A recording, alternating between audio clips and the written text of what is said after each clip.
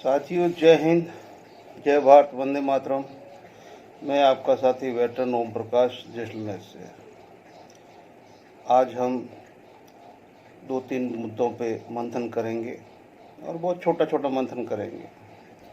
तो मुझे लगता है कि मैं जब मंथन अच्छी तरह से करना चाहता हूँ दिल से, तो वीडियो लंबा होता है, और वीडियो लंबा होता तो मेरे साथी देखने से कतराते हैं। लेकिन मैं विश्वास दिलाता हूँ कि मैं झूठे यूट्यूबरों की तरह बकवास नहीं करता हूँ। जो कहता हूँ सही कहता हूँ। पहली बात, आज हम लेते हैं OROP3 को ही। तो दिल थाम के अभी आप बैठ जाइए।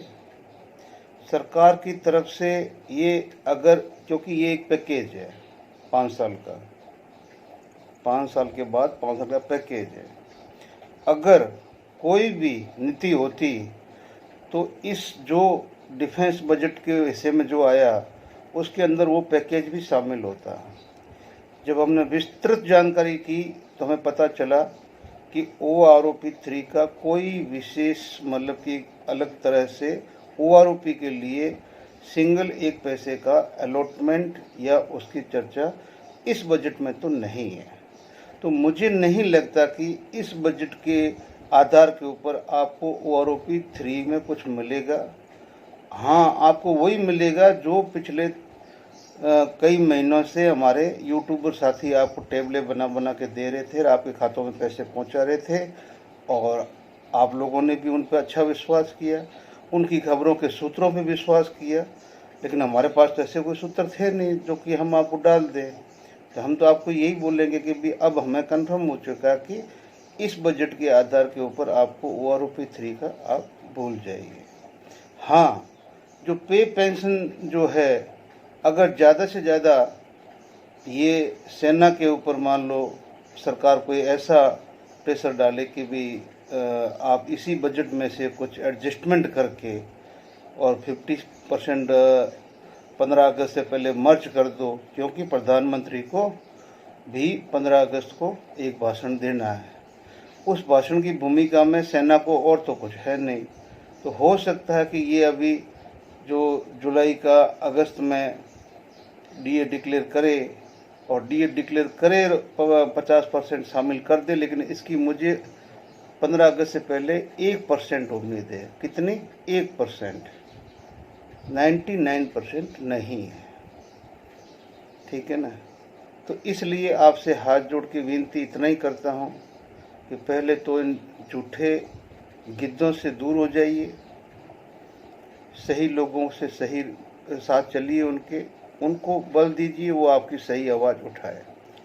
दूसरा मैं आता हूँ आपका कि कल अपना करगिल की रजत जयंती है। लोग वीडियो में ये नहीं समझते हैं कि रजत जयंती किसको बोलते हैं और सिल्वर जयंती किसको बोलते हैं, और वो सिल्वर जयंती बके जा रहे हैं। तो ये रजत जयंती भाई, सिल्वर जयंती अभी 25 साल बाद में आएगी। हम रहेंगे या नहीं रहेंगे। आज हम हैं तो आज और कल 2 दिन सभी पूर्व सैनिक साथियों से हाथ जोड़ के विनती है कि अपने करगिल के शहीदों के नाम 2 दिन कर दो अपनी अंतरात्मा से। जो हमारे घर के आसपास जो भी परिवार में शहीद हुए हैं उनके साथ अपना दुख सुख करो, साथ में जो भी प्रोग्राम करो उनको सम्मानित करो और आगे बढ़ो। आगे बढ़ के, चाहे हमारा कारवां कारगिल की तरफ बढ़ रहा है, कैसे भी हो, हमारे लिए ये सबसे बड़ी कांवड़ यात्रा है। पूर्व सैनिक के लिए ये 26 तारीख की कांवड़ यात्रा पूरी अगर होती है हर तरीके से पूरे देश में धूमधाम से, तो ये बहुत बड़ी कांवड़ यात्रा सैनिक कौम के लिए बोल रहा हूँ। बाकी वो जो साउंड की कांवड़ का यात्रा है वो चलती रहेगी। तो ये होगी हमारे पूर्व सैनिकों की बात। अब मैं आता हूँ आगे एक छोटे से विषय के ऊपर कि एक FE अध्यक्ष ने छोटा सा निवेदन किया था पूरे भारतवर्ष के सैनिकों को, पूर्व सैनिकों के संघों को, कि सारे संगठन FE के साथ में आओ, आके हम लोग मिलके अपनी आवाज़ अपनी मांग के लिए उठाते हैं। उन्होंने निवेदन किया, किसी संगठन ने अभी तक एज ए कोऑर्डिनेटर अभी तक कोई ऐसा हमारे सामने नहीं आया है कि जिसने ये बोला हो कि जी हम आपके साथ में हैं। उस मैसेज को 4 दिन हो गया है। उन्होंने इतना ही बोला था, लेकिन लोगों ने बोल दिया कि जंतर मंतर दोबारा शुरू हो रहा है। उन्होंने तो ऐसा नहीं बोला कुछ भी। उन्होंने बोला हमारे साथ आप आओ, ताकत बनो, हमारी आवाज़ की ताकत बनो, ताकि हम आगे कुछ कर सकें। उसके ऊपर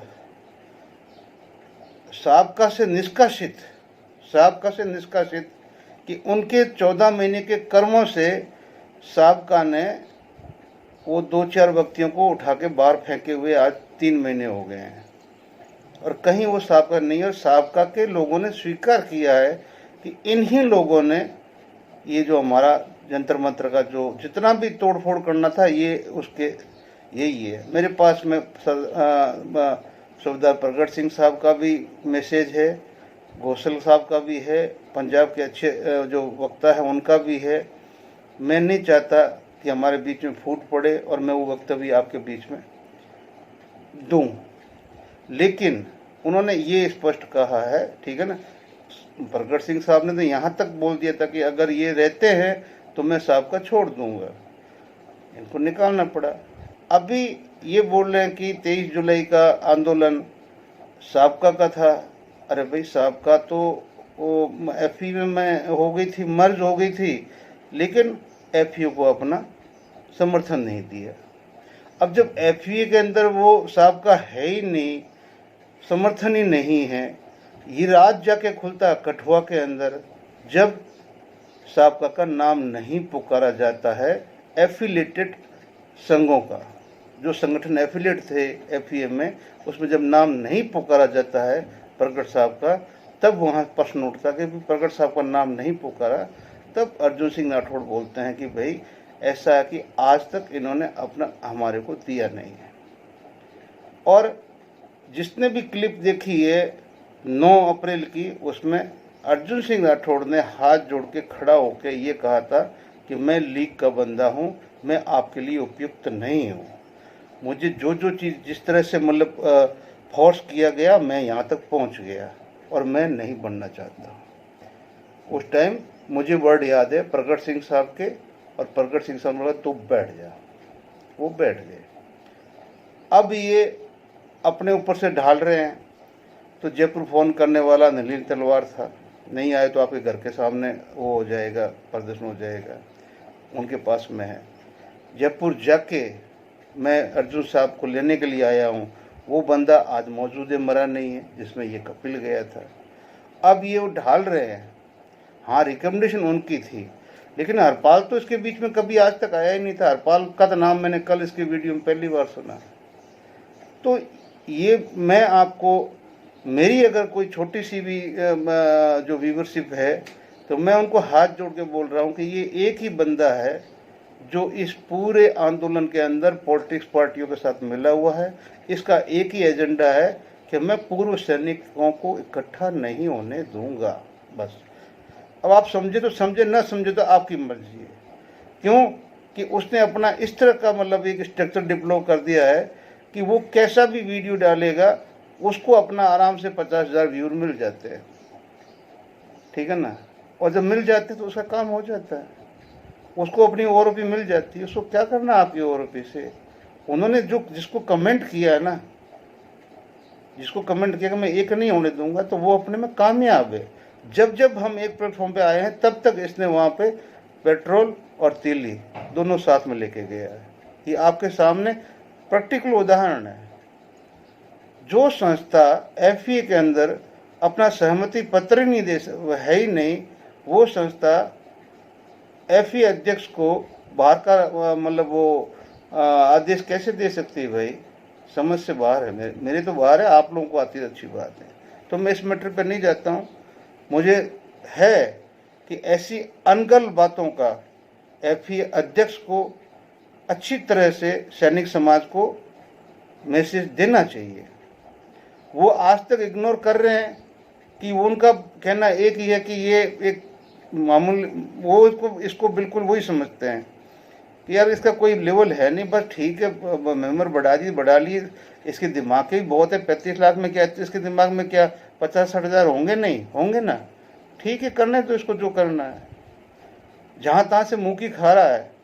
अब जितनी बदनामी करनी है इसकी मेरी करने तो, और मेरे नाम से इसको व्यूअर मिलते हैं, मेरे नाम से इसको सब कुछ मिलते हैं, मेरे नाम से अगर इसको यूट्यूब से रोजी रोटी मिलेगी तो खुशी है। मुझे तो भगवान देख रहा है ऊपर वाला, मैं तो अपनी ईमानदारी से काम कर रहा। तो यहाँ तो ये बात हो गई। तो ये जितनी भी है, ठीक है ना, ये 4 बार बोलता है, 4 बार अर्जुन सिंह पीछे से छुपके से मिल लिए, ठीक है ना, 4 बार नहीं, 4 सेकंड भी अर्जुन सिंह किसी से नहीं मिला है, किसी से नहीं मिला। क्यों नहीं मिला? अरे अर्जुन सिंह एक पार्षद का चुनाव नहीं जीत पाया जयपुर में रह के, वो कौन क्या विधानसभा लड़ेंगे और क्या वो है जो संसद के चुनाव लड़ेंगे यार। मैं जब से उनको कठुआ के बाद जानता हूँ और पर्सनली जानता हूँ, वो बस एक समर्पित व्यक्ति है समाज के लिए, सैनिकों के लिए, जिनके लिए ये बोलते पैसा। अरे भाई, जो जयपुर के अंदर जो आपका पूरा है जो कुनबे को इकट्ठा किया था, पहली बैठक बैठाई थी, उस बैठक का पूर्व सैनिकों के चंदे में से 1 पैसा खर्च नहीं किया। जयपुर की जितनी भी फर्स्ट बैठक हुई थी उसका पूरा खर्चा अर्जुन सिंह ने खुद ने उठाया था। वो चाहे कैसे भी उसने मैनेज किया, लेकिन सारा खर्चा जो बाईलॉज बने थे, 2.5 घंटे इनको पढ़ के सुनाए थे, स्क्रीन पे पढ़ाए थे, सब कुछ किया था, उसने कोई कमी नहीं छोड़ी इकट्ठा करने के लिए, सब कुछ करने। लेकिन ये बदनसीबी है हमारी कि हम इन टुच्चों पे विश्वास कर लेते हैं, लेकिन किसी सही आदमी के ऊपर अपने को विश्वास नहीं होता है, क्योंकि आपको जो वो बोलता है वो आपको सही लगता है, ठीक है ना। अरे उसने किसको बख्शा है? आज तक तो उसने किसी को बख्शा नहीं। हम जितने भी उसके साथ थे पुराने लोग, एक को भी उसने माँ बहन तक को पहुंचा के हराम खिला के उसके बाद ही हमने उनका फोन ब्लॉक किया। चलो ये हो। अब आप एक सुनिए, भारतीय सेना के बारे में एक विशेष बात कहने जा रहा हूँ। आज की सरकार भी बुरा न माने और हो सके तो उस इतिहास से सबक ले। हमारे बहुत ही प्रसिद्ध सेना नायक हुए फील्ड मार्शल सैम मानेकशॉ। आज मैंने किसी उनका इंटरव्यू देखा और उस इंटरव्यू के अंदर मेरा दिल आया कि ये 4-6 मिनट देश के हर व्यक्ति को सुनना चाहिए, विशेष तौर से पूरी पॉलिटिक्स पार्टी को भी सुनना चाहिए, पॉलिटिक्स लोगों को भी सुनना चाहिए कि जब सेना में पॉलिटिक्स दखल देती है तो 65 वाला चाइना वाला का हार होता है। ये शब्द है जनरल मानेकशॉ का। वो खुद कैसे बोलते हैं, किस तरह से बोलते हैं, कैसे वो 62 का और 65 का हवाला देते हैं, और कैसे वो जब खुद कमांड में आते हैं और अपनी कमांड में फटाक से जब प्रधानमंत्री को सीधे वर्डों में बोलते हैं कि मेरी सेना तैयार नहीं, तैयार होते मैं आपको सारा काम करके दे दूंगा। तो ये आज जो हम देख रहे हैं कि सर्विंग सेना के अंदर जनरल एंड एबोव, जो मतलब मेजर जनरल एबोव के खेमे बने हुए हैं, BJP versus Congress serving soldier में। मैं ये नहीं लगा रहा हूँ, इल्ज़ाम लगा रहा हूँ। इसके प्रूफ यही है कि जो आपके सामने है, ठीक है ना, सेना से निकलते ही जिनको पद मिल गया तो समझ लो कि उसको वैसे जैसा काम दिया था वो कर उसने किया है तो उसको मिल गया। उससे काबिल भी था कोई तो उसको साइड करके बैठा दिया। तो ये सेना का स्पष्ट दखल दिखाई दे रहा ना राजनीति का। और सबसे बड़ा दखल कि सेना में बदलाव करने के लिए भी सेना से नहीं पूछा गया। सेना के जनरल चाहे भले ही नौकरी में बोलते हैं कि जब आप भी ऑन ड्यूटी होता तो कई बंदिशें होती है उसके ऊपर, लेकिन अब तो जो पेंशन जाने के बाद में जो मुखर होके बोल रहे हैं उनकी बात तो सुनो यार। वो भी तो जनरल ही है ना, जो कहते हैं कि भाई ये अग्निवीर लाके हमारी सेना को कमजोर किया, ठीक है ना। ये जनरल बख्शी साहब मोदी जी की आरती उतारते थे, इतना अच्छा समझते थे, आज भी समझते हैं, लेकिन जैसे उनकी मानसिकता कि भाई मैं सच को सच कहूँगा, झूठ को झूठ कहूँगा, वो सेम ऐसे हमारी मानसिकता भी है कि हम भले ही बीजेपी के हम कोर वोटर है या कुछ भी है, लेकिन हम है जो मतलब जो सही बात कोई सही कहेंगे, गलत को गलत कहेंगे। अब सेना का किस तरह से मतलब ये राजनीतिकरण हो चुका है पिछले 10 सालों के अंदर, ये देश के लिए सबसे बड़ा घातक सिद्ध होगा। जिस दिन ये देश लड़ाई के अंदर जाएगा उसका परिणाम देश का हर एक व्यक्ति भोगेगा, हर एक वो माँ बाप भोगेगा, हर एक सैनिक का माँ बाप भोगेगा। क्यों कि ये सब असर उसी पर पड़ना है, इस देश पे पड़ना है। आप वो क्लिप आगे देखिए। जय हिंद, जय भारत, वंदे मातरम। मिलते हैं कल के अगले वीडियो। उस वक्त कृष्णा मेनन थे डिफेंस मिनिस्टर। पहली बार हिंदुस्तान में फौज के बीच में, नेवी के बीच में, एयरफोर्स के बीच में पॉलिटिकल इंटरफेरेंस किया उन्होंने और पॉलिटिकल जनरल्स बनाए, जैसे जनरल उमराव सिंह, जनरल कौल वगैरह। और एक तरफ वो थे, दूसरी तरफ थे general Thimayya, first class soldier, general Shiv Verma, general Bogey Sen, general Wadalia, General myself, who said we are not political soldiers, we keep to ourselves. तो उस वक्त जो आर्मी चीफ थे जनरल थापा, उनके पास मॉरल करेज नहीं थी टू स्टैंड अप। जब पंडित जी ने कहा चाइना आ गए तो था कि थ्रो देम आउट, उस वक्त उसने हिम्मत से नहीं कहा कि मेरी फौज अभी तैयार नहीं है, उनके पास सामान नहीं है वगैरह। उसने बस ऑर्डर मान लिया, ऑर्डर दे दिया इनको। फौज तैयार नहीं थी, कमांडर्स नालायक थे, इसलिए नहीं तो फौज कभी हार नहीं सकती थी। और 65 में जो वॉर हुआ उसे आप कैसे? 65 वॉर में मैं ईस्टर्न आर्मी में था, मुझे कुछ करना नहीं दिया। मुझे बोला, लेकिन इस बात का मलाल तो रहा हो। मैं तो देख रहा था सब चीज़ क्या हो रहा है, मेरे को क्यों नहीं अंदर जाने देती ईस्ट पाकिस्तान में। मगर जनरल चौधरी चीफ था, उसने मुझे कहा Sam you keep out of it, you keep out of it, you just see that nobody worries, you keep out of it. लेकिन सर 71 वॉर में भी छम का एक छोटा सा हिस्सा तो हमने पाकिस्तान के लिए छोड़ दिया था, ऐसा क्यों हुआ? एक ही छोटा हिस्सा छोड़ दिया था, वो चिकन नेक के पास, शम के एरिया में। हाँ, वही मैंने आपको कहा। हम लोग कमज़ोर थे? नहीं, कमज़ोर नहीं थी, क्योंकि मेरा प्लान था ऑफेंसिव। फिर in the last few minutes for political reasons it became defensive. नहीं तो हम लोग अंदर जाने वाले थे, उनसे बाद हम लोग पीछे आ गए। सर आज जो है हमारी जो आर्मी है, आर्मी के तीनों विंग्स हैं, उनको अगर आप वर्ल्ड की दूसरी जो ताकतें हैं उससे अगर मुकाबला करें तो कहाँ पाते हैं? फर्स्ट क्लास हमारी आर्मी, कोई फिक्र करने की बात ही नहीं है। पता नहीं क्यों ऑल इंडिया रेडियो फिक्र करती है, न्यूज़पेपर वाले फिक्र करते, पता नहीं क्यों।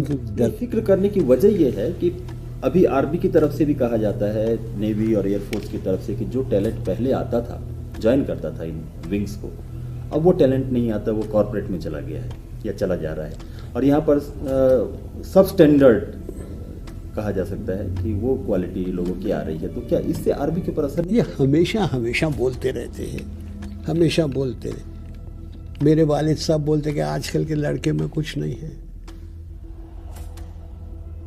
मैं बोलता हूँ कि आजकल के लड़के में कुछ नहीं है, हमेशा बोलते रहते हैं। ये जनरेशन एक जनरेशन गैप है। Nothing wrong with the young boys, कुछ नहीं उसमें, फर्स्ट क्लास है। अब आप जब कभी अपने आर्मी में जाते हैं और यंग बॉयज से मिलते हैं, जवानों से मिलते हैं, तो कैसा वो कैसा महसूस करते हैं आपको अपने सामने देखकर? बहुत अच्छा। मुझे मैं तो मिलता हूँ, मैं नहीं समझता कि मैं फील्ड मार्शल हूँ। मिलता हूँ जैसे सिपाही को मिलता हूँ या जनरल को मिलता हूँ, उसी तरह यंग ऑफिसर्स को मिलता हूँ और बिल्कुल खुली बातें करता हूँ, और वो भी मेरे साथ खुली बातें करते हैं।